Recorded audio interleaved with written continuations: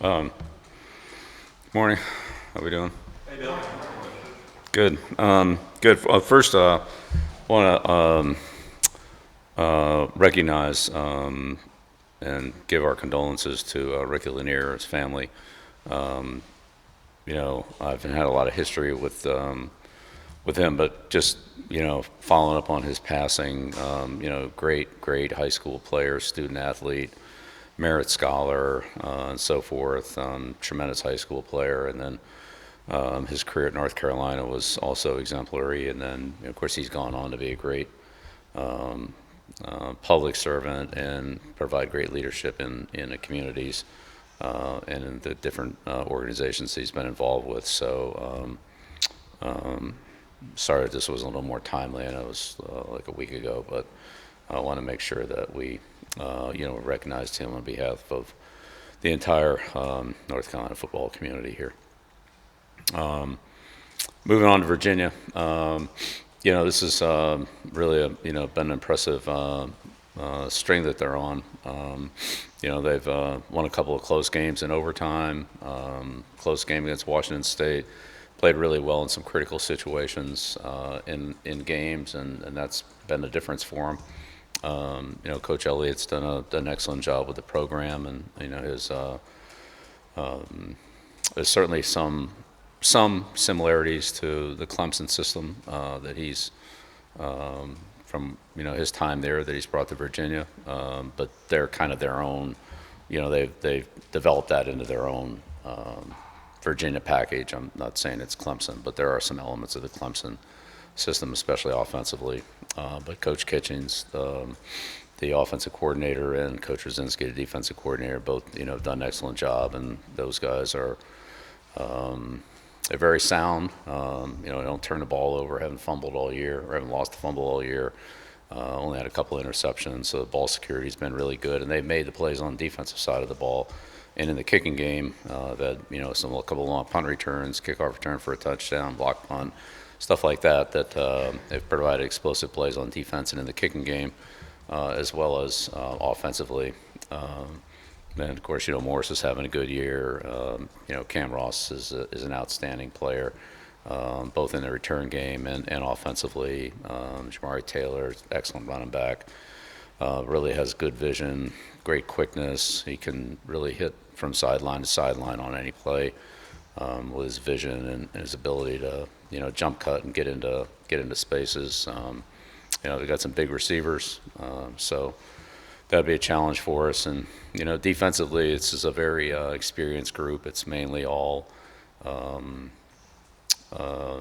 juniors, seniors, some graduate students, other than Minner, the safety, who's a sophomore. But it's just a very experienced group, and they play well together. The ends are very disruptive. The defensive line's good, but the ends in particular are very disruptive and create negative plays, long yardage situations, make plays on long yardage that score touchdowns, and tackle guys for safeties and stuff like that. So we've got to do a good job offensively of keeping the negative plays to a minimum, and staying out of long yardage against this team, and that's the goal every week. But Virginia's done a good job of it. It's certainly helped them win a lot of games.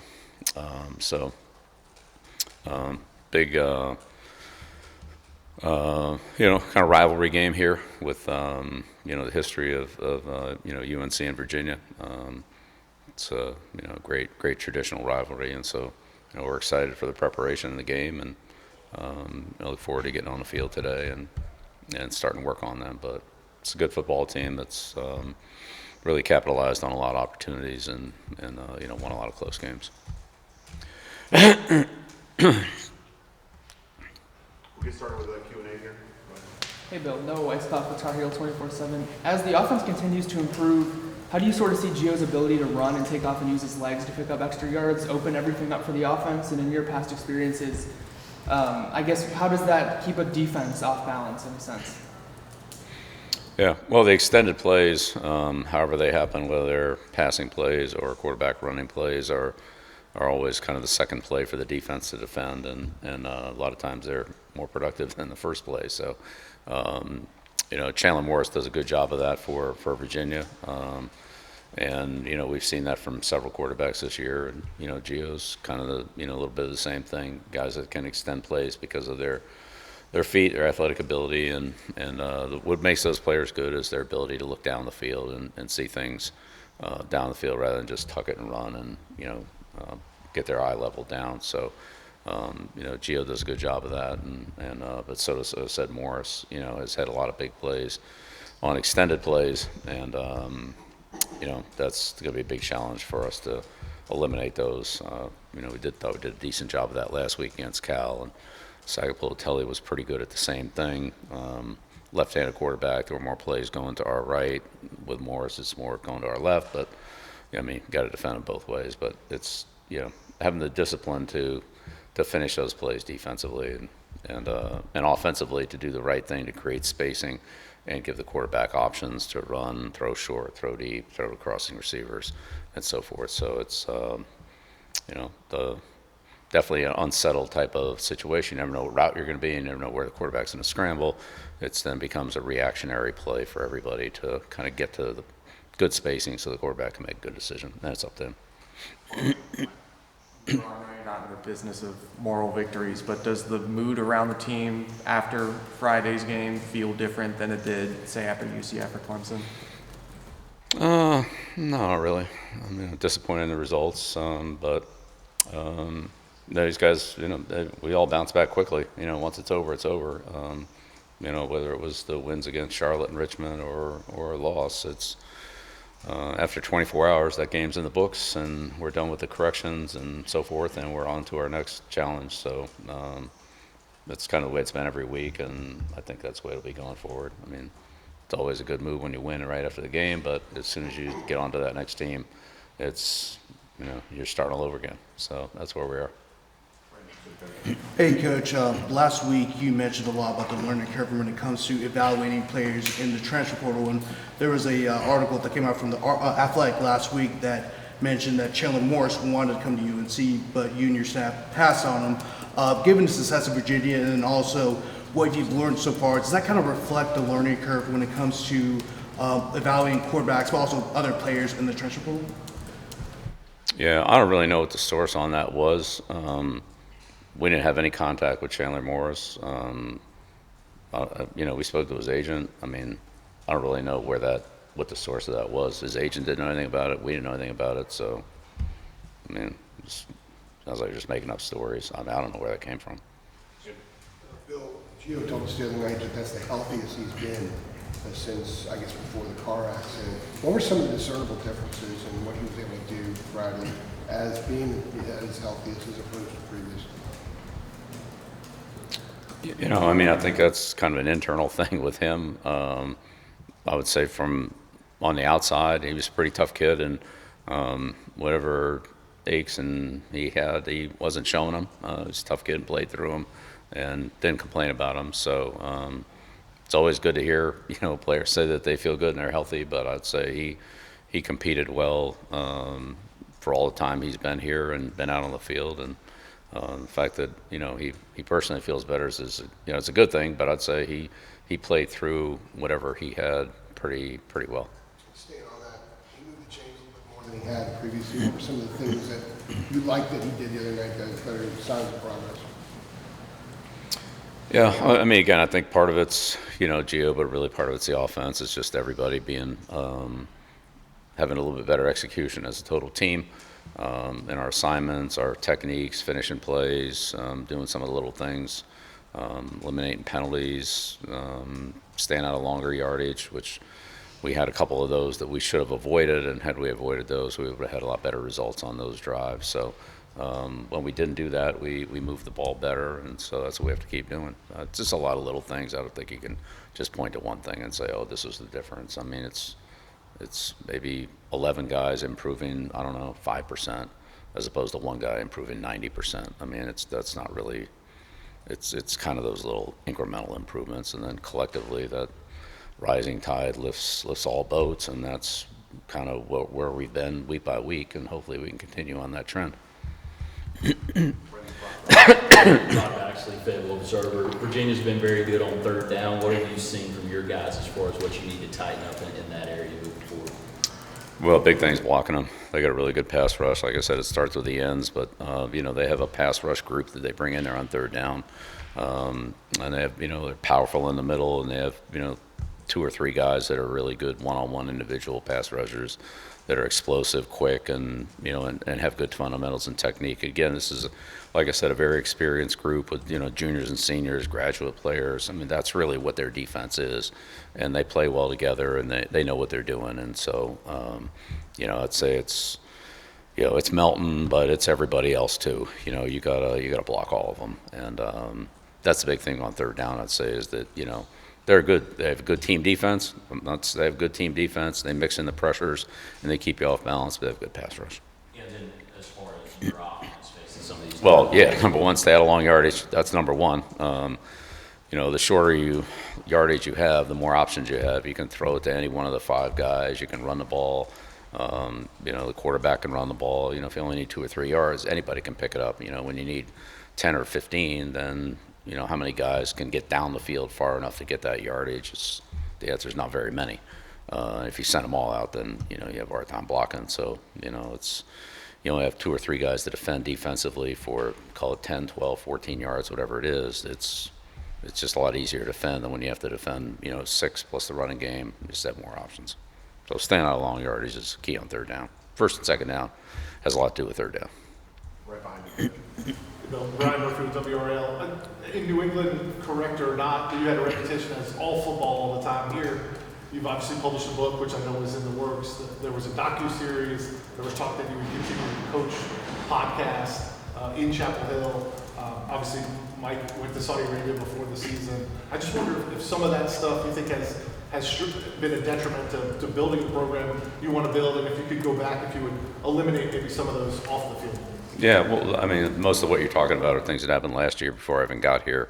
But I would say the things I did in New England in terms of weekly appearances, media, TV shows, radio shows, and other things were honestly a lot more than what they are here. So, I've been able to dedicate a lot more time to watching film, to coaching the players, to being with the players, to being in meetings and actually coaching on the field because I'm better informed and better prepared, which I've really enjoyed that part of it. So, most of the things you're talking about, like the book, for example, like that, all that really happened before I even got here. Did you have any involvement in the trip to Saudi Arabia? And was it your decision or the university's decision to terminate the docu-series with everyone? Or at least pause production? Yeah, it's paused. It's not terminated, and the university's released a statement on Saudi Arabia, so I don't have anything to add to that. For a moment, want that. Adam Smith, Inside Carolina. Bill, wondering what you would point to as to why maybe defensively you haven't been able to generate more turnovers, or what can you get better at in that area? Because I'm sure that's an area you would like to see improve. Yeah, absolutely. Yeah, we talk about it every week. Spend a lot of time on it, studying our opponent, looking for opportunities, practicing on the field, different techniques to, take the ball away. High pointing the one-on-one throws on the outside, reading a quarterback, and stripping the ball, and so forth. We get quite a few of those in practice. Haven't had them in the game, and we obviously need to get them. So, keep working on them, keep emphasizing it. There are plenty of balls out in practice. We turn the ball over in practice, and so we're trying to do the right things. We're just going to have to do a better job of it in the game. And, we had 2 balls out, in the Cal game. Ty had the strip sack, ball rolled out of bounds. We had another fumbled muff punt there. Couldn't quite get to that. Muffed another punt, was it last week, or 2 weeks ago, whatever it was. We couldn't quite get. So we're, you don't get them, it doesn't matter. It's just a foul ball. But I'm with you. We're on it, and we're doing everything we can to try to get them, and we need to get them. And we need to get them. Right next to you. Yeah, Bill. The other day, you saw obviously Kobe Pace get 100 yards. Benjamin Hall was kind of moving around, things like that. Of course, those guys hadn't gotten, I guess, that level of production, let's say, in those previous 5 games. I guess at this point of the year, what's the process like for you all as an offensive staff, kind of finding, I guess, maybe who some of those key playmakers are, and I guess week in, week out, kind of getting them the ball? Right. Well, look, the running plays are the running plays, the passing plays, you generally don't call a passing play and say, well, we're going to throw the ball to so-and-so. You call the play, you have, 3, 4 receivers, maybe 5 receivers out in the pattern, and the quarterback makes his decision on who to throw to based on the matchup and the coverage. So, some of the coverages that we got from Cal, which, they gave us, quite a bit of a certain 2 particular coverages, really dictated the ball. There's just too many guys to throw there. The ball dictated the ball goes somewhere else. So I'd say those are examples of, sometimes how if the quarterback reads the play properly and goes to the open receiver, then it could end up, being Kobe Paysar. And the next week it could end up being, somebody else. So, like Jordan in the Richmond game. So it's, again, if it's a screen, then, we know who we're throwing the ball to, right? That's one thing. But on most pass plays, there are, 2 or 3 primary receivers, and then the quarterback has 2 or 3 outlets based on if those players are covered in zone coverage. If it's man coverage, he's going to go to the best matchup. And so it's really important for all the receivers to work hard to get open and let the quarterback decide where to go based on, what the coverage, tells him to do. Just to go off that as well, obviously you mentioned from a play-by-play standpoint, it's just some guy has the opportunity and other guys don't. I guess when it comes to, practice or even just seeing it in games, like, do you find that any particular skill position guy kind of emerges as maybe like the top guy of the group, so to speak? And I guess going off of that, like, how do you kind of, allot them, certain, opportunities, as far as snaps and everything? Yeah, well, yeah, absolutely. If you have a player that's a dominant player that can win almost every matchup, and then, you try to get that player to make sure you have opportunities so the defense can't take him away and so forth. I'd say at this point, nobody's really emerged. We're balanced. We've had production from all the positions, including the quarterback position, multiple running backs, multiple receivers, and our tight ends have given us some production. I'd say there's a couple of cases where we've had players open and either missed them or didn't see them. It was just 2 weeks in a row, really, where we've had a receiver behind the defense, and we end up throwing the ball out of bounds and just can't quite connect on what would have been, 2 explosive plays, to Green and to Clower last week. So we're seeing it. We're just, a little bit away from it being an explosive play. And again, it just ends up being, a foul ball. So those are the kind of plays where you just don't know exactly where the ball is going to go until the defense unfolds, and then hopefully make the right decision and can execute it a little bit better.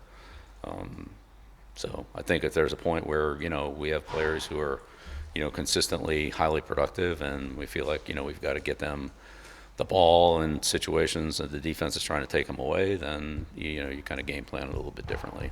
So you have a guy like, Gronkowski, is going to get a lot of double coverage and that type of thing. You try to find a way to, put him in a position where, you're able to get him the ball. But again, I'd say to this point, we haven't had enough production from anybody consistently that I don't think any defense is playing us that way. I haven't seen us get played that way yet. Right, third row, Aaron. Aaron Beard, the AP. Where do things stand with Armand Hawkins, and do you have any update on him? Yeah, he's back, and the university cleared him. They did their they went through their process with him, and he's back. Yes.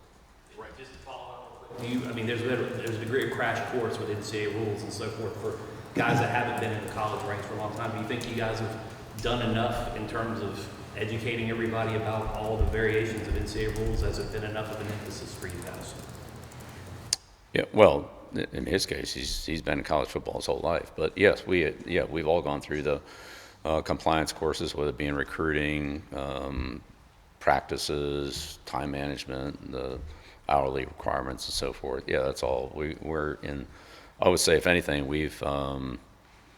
I feel like maybe we spent too much time on it, to be honest with you. We've gone over and over and over it to make sure that we have it right, and every time we check it, I just want to triple check and make sure we're okay on this. Yes. But right now we're still, making sure that we're trying to do every single thing right. And so that's, I think that's the right thing to do. did something come up or will something come up? I mean, I'm sure it probably will. It does in every program, but we're certainly not trying to in any way not take advantage of our compliance people and the people who have more experience with some of the, let's say, subtler, rules or restrictions. We got time for 3 more right here and then 2 over here on the left. John Dowd from NCAA 11. Just following up on a question that was asked earlier related to kind of the Saudi stuff. Did you happen to know who the Saudi fan was that funded that trip? Because they said, the university said that person was a fan of yours. The university said, The Saudi person who funded the trip they said they were a fan of yours. yes, I am familiar with with them and their kind of the connections and so forth. Yeah, absolutely. Is there a growing connection between them and the university now and the football team? Yeah, again, the university made their comment on that, but do I have knowledge in a relationship? Absolutely, yes. Do you think the meeting should have happened with the GM? How do you feel about that meeting that happened? I know it was before your time, but just, how do you feel? Well, maybe before my time. You were saying earlier when it was asked about the Saudi meeting that it had happened earlier and that you said, was referring to the university statement. Do you think that meeting should have happened with the GM and the Saudi fan? I was aware of it, and it was talked about, and the university released a statement on it. I mean, there's no secret. On the left, Shelby. Shelby's also from News and Zero. I'm just curious, going back over the film from the Cal game, obviously had 2 pretty consequential fumbles, and the first snap of the game was late in the caught because he was, headed towards the end zone there. Just what stuck out for you from reviewing the film of those 2 fumbles? That we didn't have the ball securely held well enough. Wasn't secure enough. Anything more specific on that, and then how do you go about just addressing that? We address it every day. Every day we're on the field. We address it. We do ball security drills every single day. Right next to And him in on the every left. practice. I mean, every time we run a play, if the ball's not securely managed by the person who has it, whether that's on offense, on defense, in the return game, in the kicking game, then, we point that out on film and talk about it. So, we just have to do a better job of being diligent with our awareness and our discipline to take care of it. That's all there is to it. We know they're going to punch at the ball. We know they're going to try to knock it off us.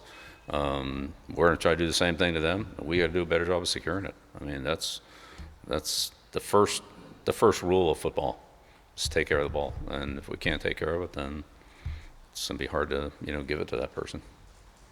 Last one on the left. Hey, Coach, my question is similar to what Michael asked you earlier, but I wanted to know, just historically with the teams that you coached, when you've been in a competitive game that you just lose by a bit at the end for whatever reason, have you ever noticed with teams in the past if there's a confidence boost or a jump that's taken the next week or weeks after that, after they've been struggling for a little bit? Do you think that this is maybe like a baseline for the team to kind of start from, to have a refreshing start, per se, for Virginia and moving forward? Again, I think every week's its own week. So I don't really think there's a whole lot of carryover, to be honest with you.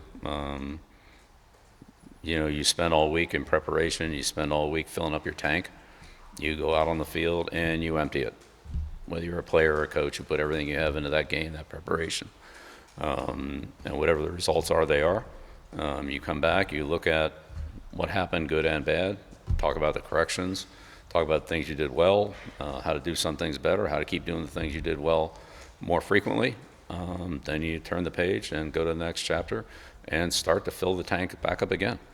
And if you don't fill it back up again, then whatever happened last week, if it was good, isn't going to last long. And, we've seen, so many close games in the ACC, overtime games, last-minute plays, last play of the game, last possessions, all that. That's kind of what this conference is. And if you don't go back and start to prepare and start all over again, then you're not going to be ready for the next game. So once it's time to move on, it's time to move on and get ready for the next opponent. Thanks, everybody. All right. Thank you.